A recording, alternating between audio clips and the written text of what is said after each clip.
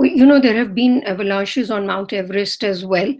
And of course, mountaineering, climbing Everest, but many other peaks and, mountain trekking are a big part of the Nepali economy, some 8 to 10% of its revenues.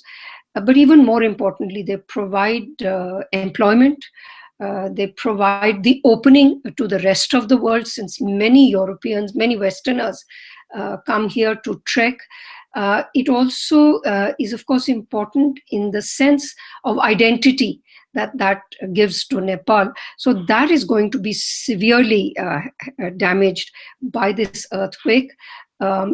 It's also going to be a difficult time because the monsoon is going to be setting in the next 2 months, and a lot of the clearing up and rehabilitation work must happen right now.